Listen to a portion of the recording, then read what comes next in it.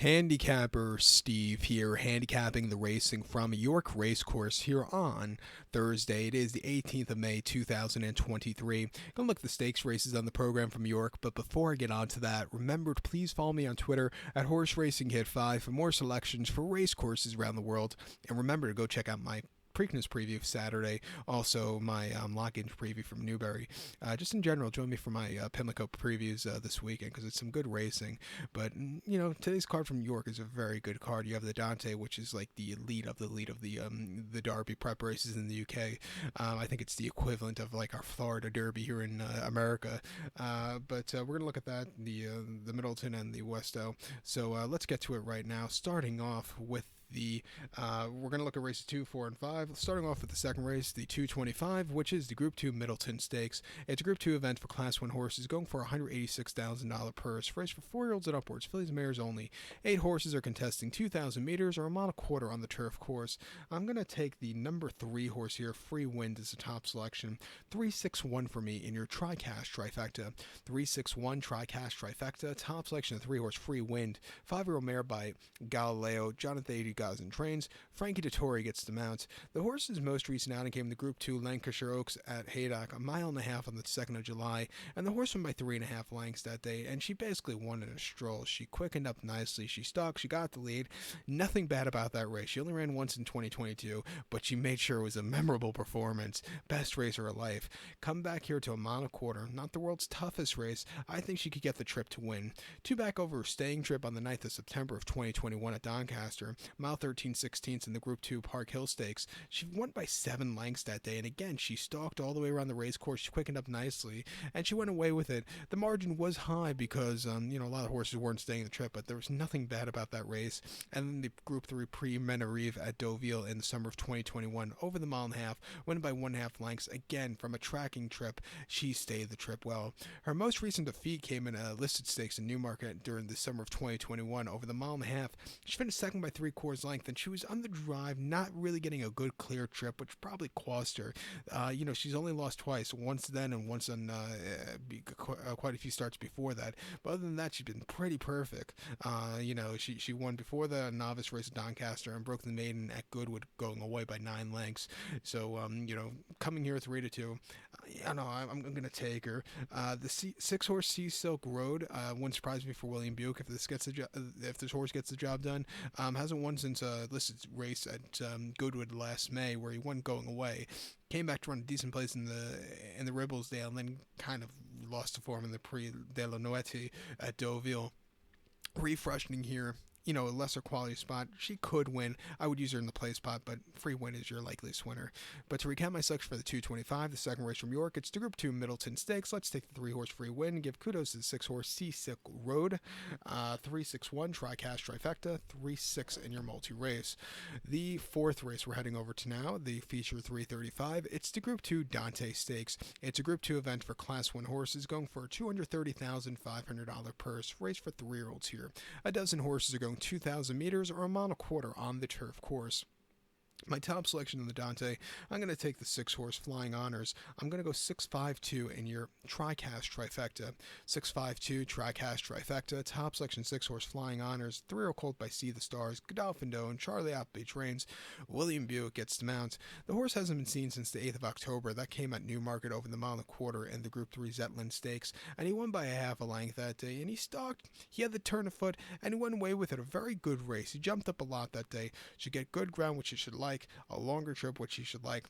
I think he's sitting on a good race, but the only problem is he has to overcome a wide poacher, which is not so ideal here sometimes.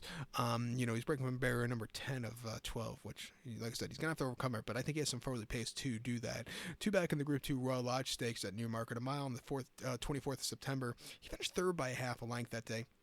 I thought the trip was just a little bit too short for him that day, but he was stalking. He moved a little bit late, but he still won something more that day. But he should have won at 29 cents a dollar.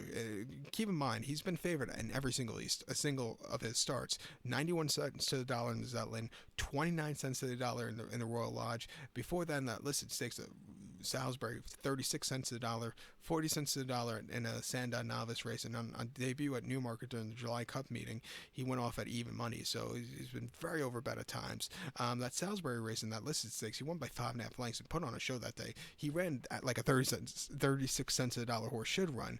Before that Sandown, he won by nearly a dozen. Again, 40 cents a dollar, quite easy victory. Gonna have to overcome Y Postra, but I think he could do it. I'll use him here. The 5-horse Epic for Frankie Dettori and John Thady Gosling gets the job. It wouldn't surprise me if he gets the job done. Pardon me, I can't speak. I've been up very long today, and the coffee is starting to wear off. And the voice is starting to go too, so hopefully I don't lose it. Most recently at Epsom on the 25th of April, Model Court in the Blue Riband Trial, he won by 3.75 length that day, 4 cents to the dollar. He was on the drive on the demanding ground, but he went away with it.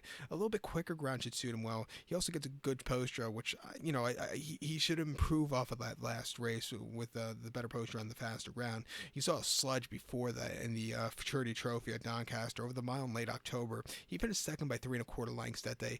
He was on the drive. He never quickened up like the winner did, but he got down the race course well. I thought he probably would have did a little better with the fastest going, but he saw the slop that day, and then a Newmarket over in early October. 1 mile in the Group 3 Autumn Stakes. He finished second by a neck that day. Again, he won a longer trip, but he was running decently. He's definitely been on the improve. A little faster ground, 7-2. Watch out for him late. But to recap my selection for the 335, the 4th race from York, it's the Group 2 Dante. Let's take the 6-horse Flying Honors. Give kudos to the 5-horse Epictetus. 652, Tricast Trifecta. 6-5 in your multi-race. The 5th race, the 410, it is the Westow Stakes. It's a listed stakes for Class 1 horses, going for an $84,000 purse. Race for 3-year-olds here. 11 horses are going 1,000 meters or 5 furlongs on the turf course. I'm going to take the number 3-horse Hispanic as a top selection. Let's go 368 in your Tricast Trifecta. 368 Tricast Trifecta. Top selection would be the 3-horse Hispanic. 3-year-old colt by No Nay Never. Kumar owns this one. Aidan O'Brien trains. Ryan Moore gets the mount. The horse's most recent out came 22nd of October at Doncaster. Heavy ground, 6 furlongs in the listed stakes. And the horse finished 4th by 4 lengths, and I thought the demanding ground got to this horse late. He was with him early on, and then the wheels were spinning, hit the wall late. It wasn't the day to win. Slightly faster ground, a good wide postra. He should find the winner's circle today. 2 back in the main race at the Curl over the 5, 13th of October. He won by 8 that day and basically put on a show. He quickened up nicely in the front end. An all-around easy race for him there, and then very soft ground at the Curl. 6 furlongs, 24th of September in a main race. He finished 4th by 7.75 lengths that day. He moved a little bit late, but I just don't think he liked the going that day. And then on debut at Naas, 6 furlongs in a main race. He finished 3rd by 3 lengths that day. He never weakened out, but never quickened up either. I thought it was a good kind of race. He's definitely been on the improve. He should see faster ground since the last run. 8-1. I'm gonna take him. Second likeliest winner would be the 6-horse Rocket Rodney. The race in the Prix d'Arenberg at Longchamp last year, he just never really got going. That 5 at Longchamp could be very tough at times. You either handle it or don't. He wasn't handling it there. Prior to that, here at York over the 5 and a listed 6 during the Ebor meeting, he had a very good place that day, and he was traveling decently down the track, and then a decent place in the Molcombe at Goodwood during their meeting in July. Hasn't won since Sandown, where he won over a quite difficult 5 furlongs. It wouldn't surprise me if he gets the job done from Y Poster. At 7-2, I would use him in the quad pod. But to recap my selection for the 410, the 5th race from York now, it's the Westow Stakes. Let's take the 3-horse Hispanic. Give kudos to the 6-horse Rocket Rodney. 368 Tricast Trifecta.